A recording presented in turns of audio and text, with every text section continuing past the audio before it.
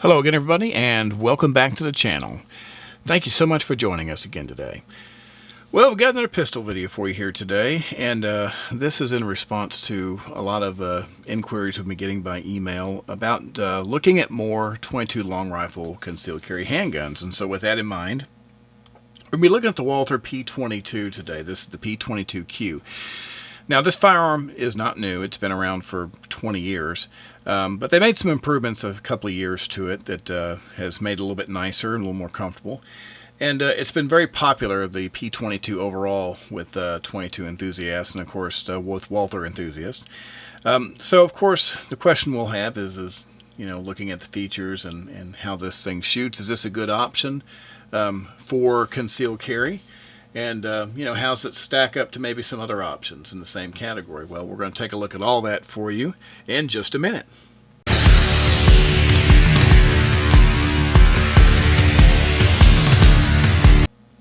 All right, once again, welcome back. Thanks for being with us. If this is your first time coming to the channel, or if you've been watching our videos and just haven't had a chance to do so, and you like our content, please consider subscribing. You can locate that subscribe button in the lower right-hand corner of your computer screen there, or you can scroll down below the video if you're on a mobile device and you can hit subscribe that way. It's a very simple thing that helps us out a whole lot, and we really appreciate it. So, Walther P22. Once again, this firearm's been around for a while, and it's been pretty popular, and they made some improvements to it here a couple of years back that has made it even more popular. And we're going to, of course, start off with our customary comparison here. And I've got something that's a very popular firearm as well that we'll use for size comparison. Remember, this is strictly about size. It's got nothing to do with features. The Glock 43. The Glock 43 is very, very similar in size to the P22. And as you look and see, you got a little bit difference, of course, in the thickness of your grip. But, of course, this is a 9mm versus a 22, and we'll talk more about all that in the specs here. But as you take the firearm and look it over your top end view, you can see the length very similar. And as we rotate these and you look at your sight picture and you look at your length of the grip, you can see that these are very, very close. And of course, the reason that I do this is because if you are, for example, used to carrying something like the Glock 43, and you like the size, how it feels in the holster, you know how much space it's going to take. Well, that'll give you a very good idea of what it's like to carry this firearm, because it is so similar in size and scale. All right, we're going to jump right into the features here, but before we do, we're going to take a minute to thank our friends over at Don's Weaponry for providing us this beautiful example of the Walther P22Q for our tabletop discussion today. Don's Weaponry is a huge supporter of firearm safety and education, and we can't thank them enough. All right, so we're going to do our traditional top-to-bottom review here. I'm going to take this magazine out, let you see that it's empty real quick before we get started. And you can see that the chamber's clear and we are all safe and good to go. So with that done, let's proceed. So looking at the firearm, at the very top you can see you have your sights here. It is a 3-dot setup. You do have an adjustable rear sight. Your front sight is fixed. They do give you some extra sights with this, including a flat one if you want to put that on there. So that's nice. Normally I like a little bit something, either fiber optic or a night optic, but a white dot, that's the very least that I really want on the firearm. I don't like just painted, like black steel front sights where you can't really distinguish anything. So this isn't bad.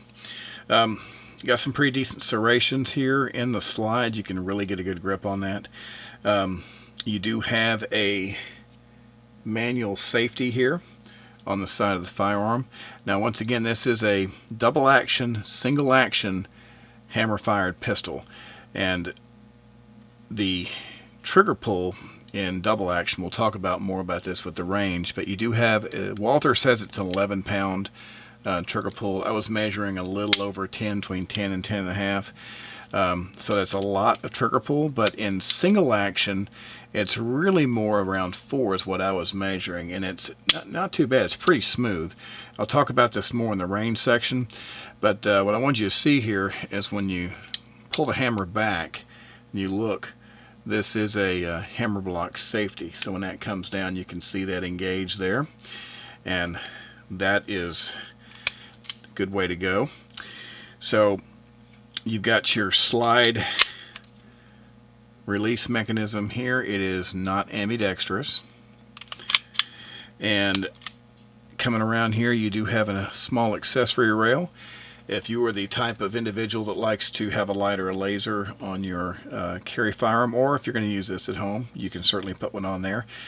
It does have a good sized trigger guard. I do like that. One of my big gripes with a lot of firearms that are small is they have such a tiny trigger guard you can't really get your finger in there.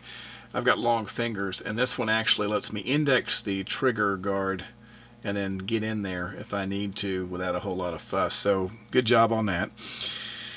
The ergonomics here, if you saw the old P22, it didn't have quite this look. The grip's a little bit different. And what you're seeing here, this is a lot more like the PPQ Walthers. And it's a very comfortable grip. I've always said that if I can get 2 fingers on one of these small guns, that I'm good to go. But I can actually get all 3 fingers here with that little extension on the magazine. And I didn't think I was going to be able to when I first took it out of the box, but that is just long enough to where my fingers are in those top grooves and I can comfortably hold the firearm with all 3 of those fingers. As big as my hands are, I was pretty impressed with that. Your magazine release, this is my one gripe with this firearm, aside from the 11-pound double action trigger pull, which isn't a huge deal. It just seems a bit excessive to me. But it's a European style, but you really got to get on it. It has a nice heavy tactile click when you get it broke loose there. But most European style mag releases I'm used to dealing with, especially on HKs, it's just like butter. You know, you give it just a small tap and boom. So it takes a little bit more force. It seems a little more clicky and clunky than the smoothness I get off another, like an HK. But it's not a big deal. Certainly not a deal breaker. It's just something to be aware of. You look at your back strap here. They actually give you another back strap that's a little bit bigger that you can change out if you want a little more substance inside the palm there. So, you know, as you look the firearm over, it's got a lot of detail. It seems to be very well made. And like I say, the trigger pull, it's pretty long. That 11-pound trigger pull is a lot, but the single action trigger pull is actually pretty nice. So if you're going to carry this, I wouldn't worry too much about how it shoots, and we'll talk about that more in the range section, but it's got a nice trigger, nice feature set all the way around. So what can you expect at the range shooting the P22Q? Well, if you're spending time around 22s at all, you know that they're pretty nice shooting pistols as a general rule. Unless it's just a complete piece of trash, most people can pick up a 22 and shoot pretty well with it. And this is no exception. This is built really well. It has a fixed barrel, and it's very smooth. Really nice firearm, whether you're using a single-handed grip or a two-handed grip. As far as ammo, this isn't picky at all. Some of the popular ones I like to use, the Golden Bullet here, the Remington's pretty popular. The Federal here, the Federal's pretty good. Every once in a while I'll get around to that Federal that doesn't want to cycle the slide. I'm not sure why. I've had a couple other 22s that's the same way. The CCI seems to be what it likes the most here. The mini mags, it loves them. And I've also got some of the subsonic 22. And of course, if you're going to have subsonic 22, it'd be nice if you could put a suppressor on the firearm, right? Well, you can. That's the other thing I was going to tell you. You've got a threaded barrel here, and they give you a little wrench to take this off. So if you do have a 22 suppressor and you want to run that on your P22, you are certainly able to do that. It's a very good shooting firearm. Even this long double action trigger pull, once you get used to it, it's really not that bad. You have to kind of get past the fact that it is a really heavy trigger pull. But once you do that, it's not it's not a big deal. Now, if you want to have a lot more fun with it, of course, I would just start in single action by just cocking it. And because if you look here, I'm going to recycle the slide and show you the reset. That's really not bad for a firearm like this. A lot of these little firearms, it seems like they have really terrible resets, but this one is not bad at all.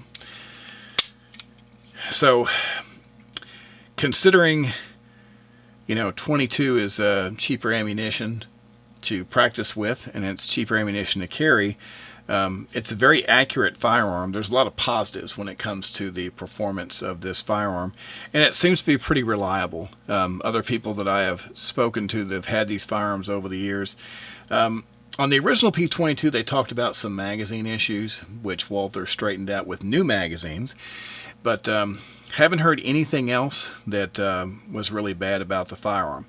Now, of course, you are shooting rimfire ammo through a semi-auto, so there's always that slight chance that you might have a feed issue. I didn't experience any so far, but I have experienced feed issues before in my semi-autos that have 22s. But so far, very good performer at the range, no problems. So what's it like to carry the P22 as a carry gun? Well, it's pretty tiny. So for me, when I look at this gun, I automatically think two things. Number one, I know it can go in my pocket. This is something that I would easily put inside of a sticky and just put in my front pocket all day long, just like a small revolver.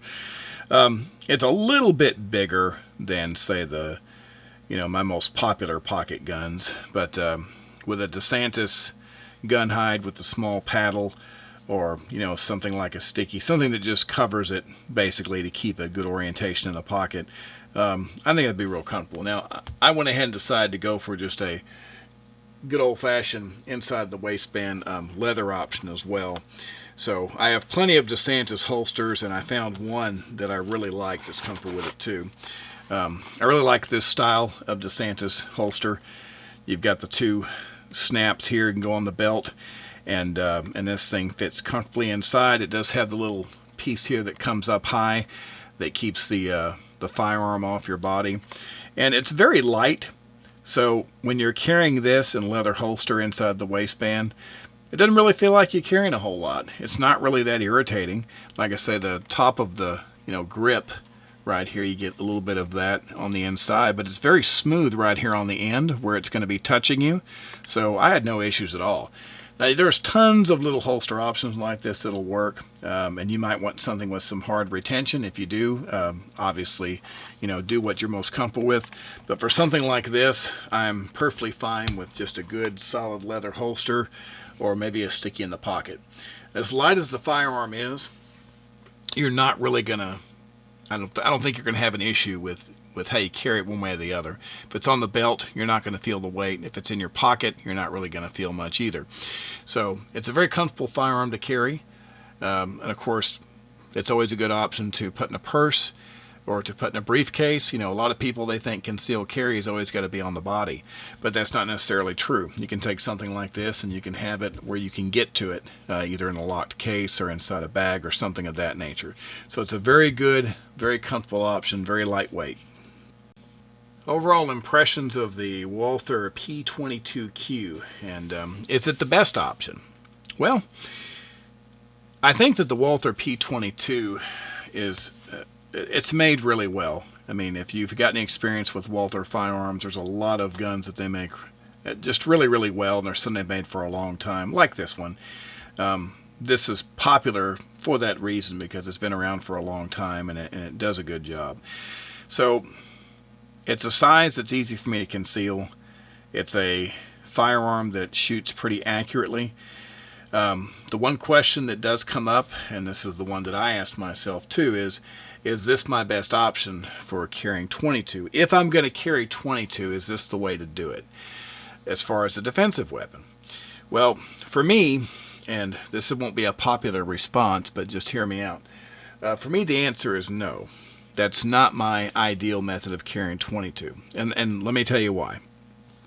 So this is a pretty good setup. You got 10+1 capacity. So you got 11 rounds of 22 long rifle ammunition, in the magazine. And you got 2 magazines. So, you can carry 22 rounds with you if you really want to. Now, of course, that involves a magazine change. If, God forbid you're ever in a situation where you have to actually change magazines in a situation, hopefully you won't ever have to fire a shot. But if you do, that'd be a lot of shooting. For me, I'm very comfortable with having enough rounds capacity just to kind of match sort of the common, gunfight requirements, which, the rule of threes you've probably heard before. Most gunfights are over in, 3 shots fired inside of 3 meters in less than 3 seconds. So for me, if I'm going to carry 22, I'm usually going to carry it in a revolver, something like this. This little LCR 22 is an 8-shot.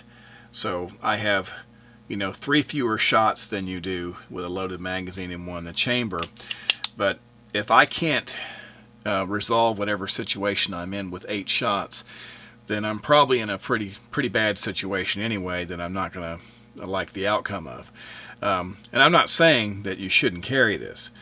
I'm just saying that if you're asking me how I'm going to carry 22, if I've got the option of carrying a semi-auto using a rimfire round versus a revolver where, not only do I have to worry about the rounds possibly getting jammed up in the magazine, but I can simply pull the trigger and go to another cylinder if I do have a problem with that round. So for me, something like this is more like what I will carry, and I often will drop this in my pocket if I'm going down a walking trail or something like that, because it's small enough to do it.